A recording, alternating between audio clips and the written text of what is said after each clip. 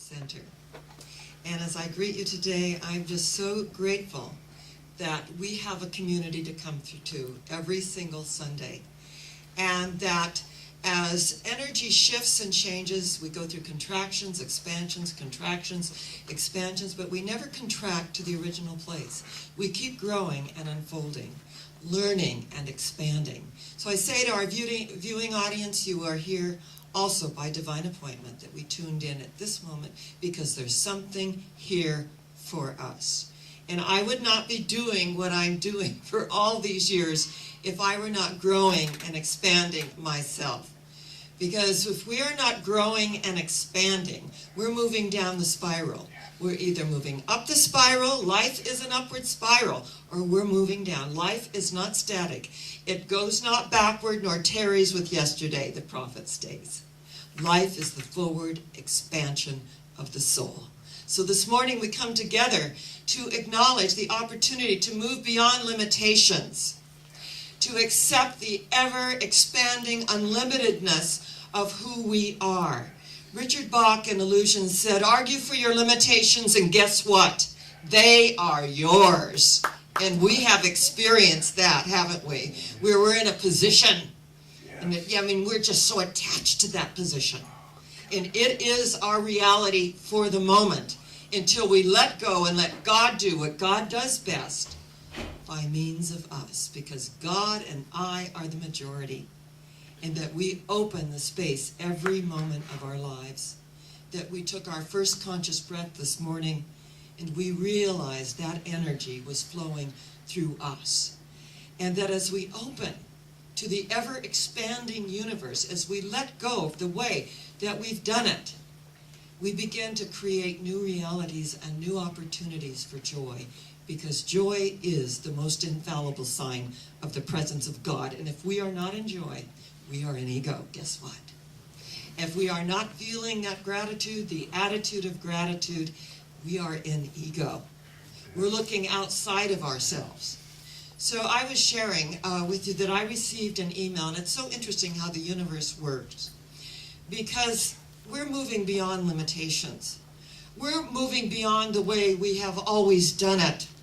And whenever I feel that little feeling in my stomach, like, ooh, maybe I shouldn't, I step out and I do, because I know that that is the universal voice within me, within my solar plexus. And when we feel that feeling and we start to shrink and think, oh, I better not, that's the time. That's the intuitive body-mind that allows us to come forward and move to the next level.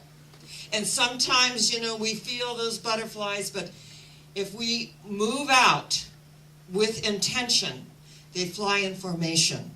Feel the fear and do it anyway, because we're going to land on higher ground.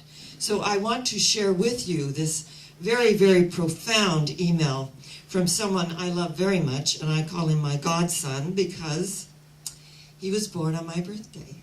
Yes, it's our beloved Jonathan, and this is so profound, and I am so proud of you. He said, on my 4-hour commute, and he's a flight attendant. Honey, in my day, it was stewardesses. It was coffee, tea, or me. So now it's called flight attendant. But on my 4-hour commute home from Vegas today, I noticed smoke billowing from a home in the high desert, middle of nowhere. And we know about the high desert, don't we? We know about coming back from Las Vegas, and we've all experienced that. He said, I proceeded down some dirt roads to get to it. When I pulled up, there was a man sitting on the ground weeping, and a woman outside of her car standing over him. I asked if they had phoned for help, and she said that they were on the way. I asked if they needed anything, and they declined. I asked how it happened, and the woman told me that the man had set his house on fire on purpose. I asked again if they needed anything, and then started to drive away. This is what I love about the power of intuition. He said, my foot automatically put the pedal to the brake before exiting the parking lot.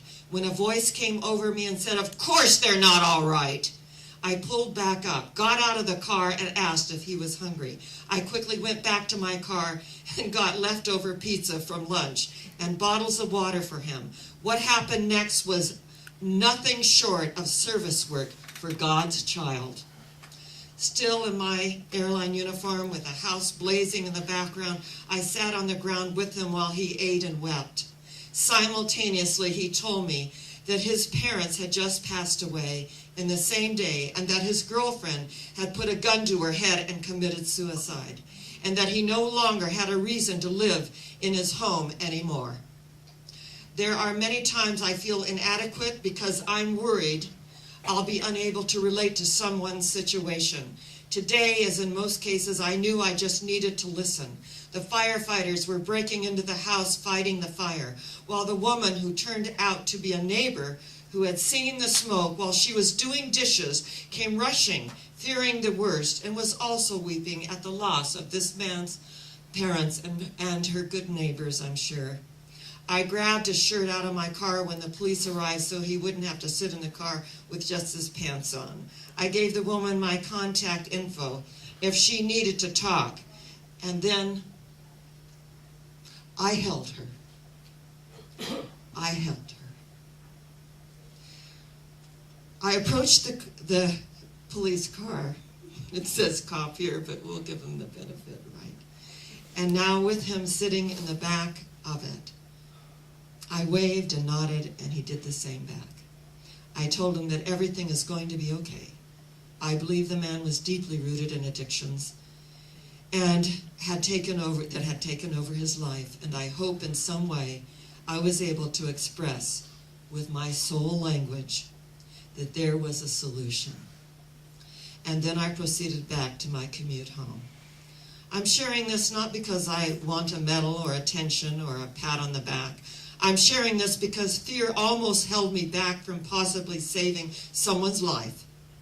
Do not allow fear and worry to dock in the harbor of courage and faith. Deeply profound. I'll repeat it. Do not allow fear and worry to dock in the harbor of courage and faith.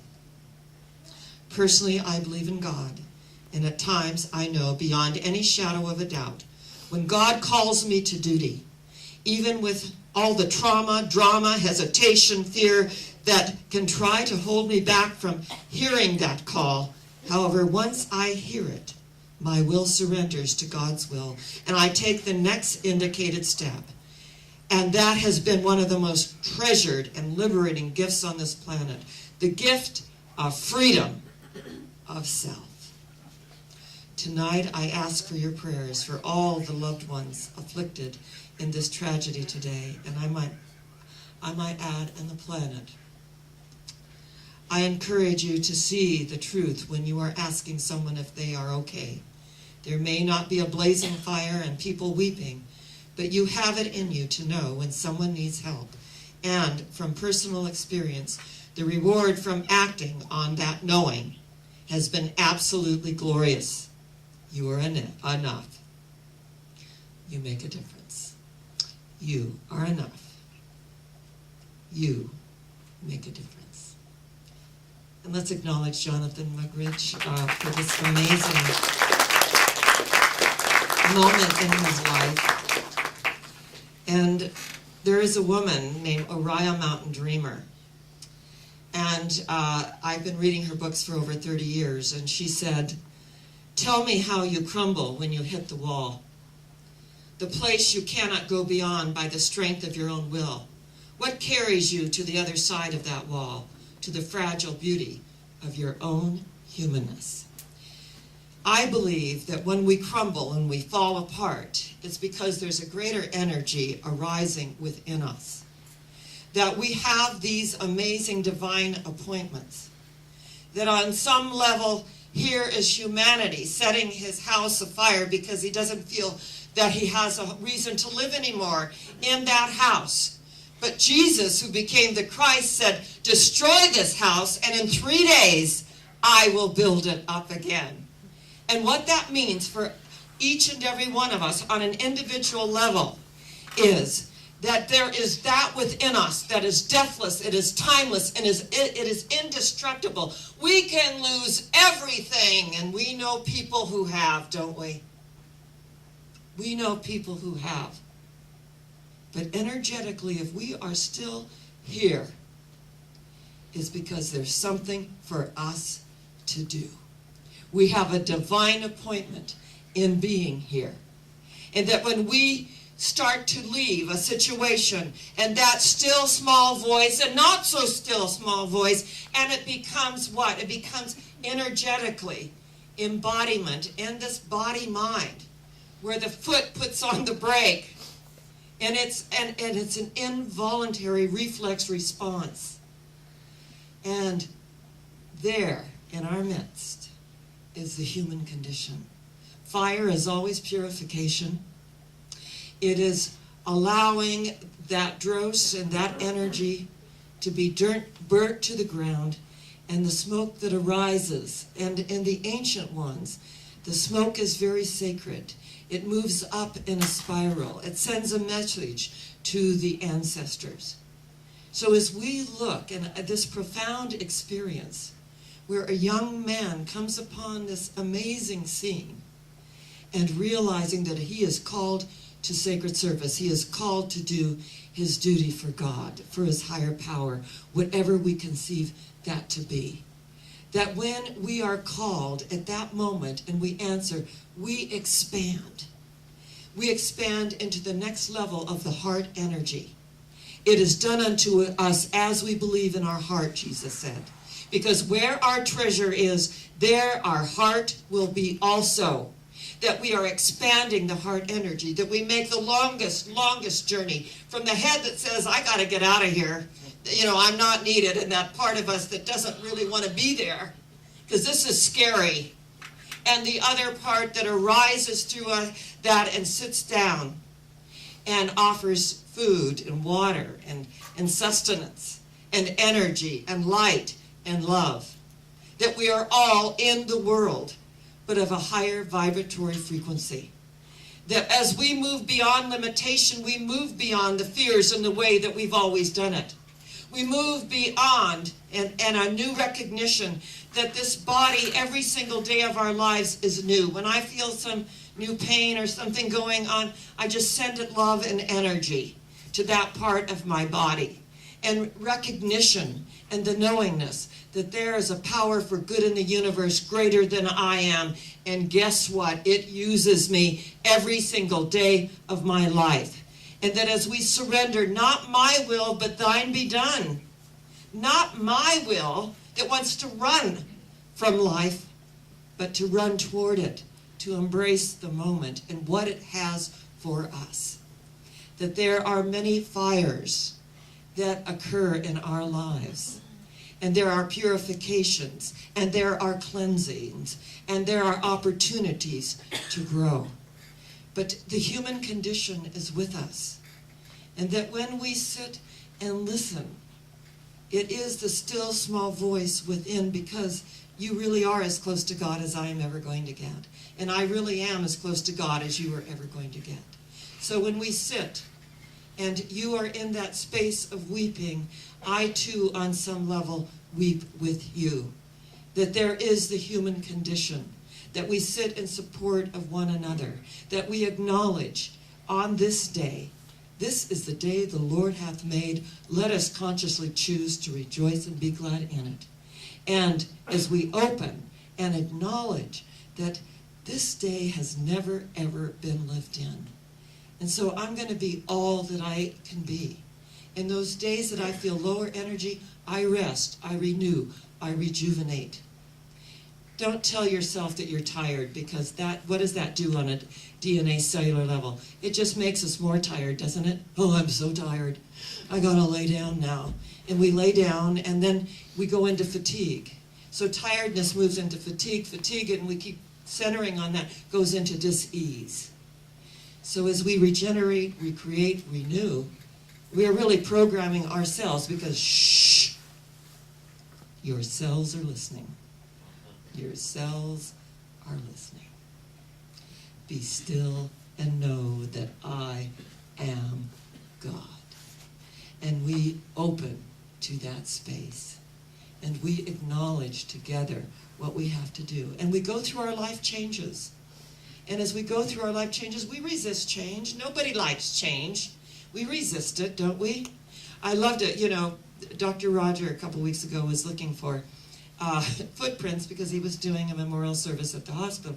So he called, he was looking for this bookstore that's in Palm Desert and couldn't find it on his phone. And so we Googled it, and there it was, Family Christian Bookstore, so he could get a copy of Footprints. And I was sharing with him that, there's another version of Footprints. It's when, the person is there and he says, God, he said, I noticed in my most sorrowful moments, in the moments of the most pain and the most upset, there was just one set of footprints. And God, the heavens open and God speaks and said, yes, dear, that is not only when I carried you, but those deep grooves in the sand is where I dragged you. So there are those that are kicking and screaming, and that's where I dragged you and carried you to that place where heaven lives, that heaven on earth, because we know that heaven is not a geographical location necessarily. We love Hawaii and all our wonderful places, and here in Palm Springs I always said, it took God 6 days to create the heavens and the earth, and the seventh to settle in Palm Springs. So we love it, our lives, and we love our special sacred power places. But that energy is everywhere present. And to move beyond limitations is to move beyond that fear of participation. And when we move beyond that and we sit with each other, we feel each other, we move together in a higher energy field. We acknowledge this day and the opportunity to grow. And that's why I want you to know I love this way of life, is that we are always growing and unfolding. And I love when Mary Hernandez, and I'll amend it, dear, she moved into assisted living, and she came to the door, and it was like this huge adjustment. And she said, Dr. Sharon, I just look around and I see all these old people. I just can't believe it. And I thought, what the heck am I doing here? I amended it. And she realized that she was there to serve the others in that situation. So when there's birthdays and there's celebrations, Mary's right there, that she made the adjustment. There is like some grooves where God carried you, right? But the moment that we recognize that we are there by divine appointment is the opportunity that we have to move to the next level. So today, we move beyond limitations and we embrace our divine heritage. We embrace our oneness, in which we affirm that oneness in the dawning of the spiritual sun. For a moment, all faiths became as one. The Christian, Buddhist, Muslim, Jew became as one, and somehow knew that mystic voice that calls to me, oh, yonder person over there weeping in the desert, I am thee. We are one, and that makes all the difference. God bless you. I love you. And we are going where? Higher yet. Where are we going? Higher yet. Where? Higher yet. And so it is. God bless you.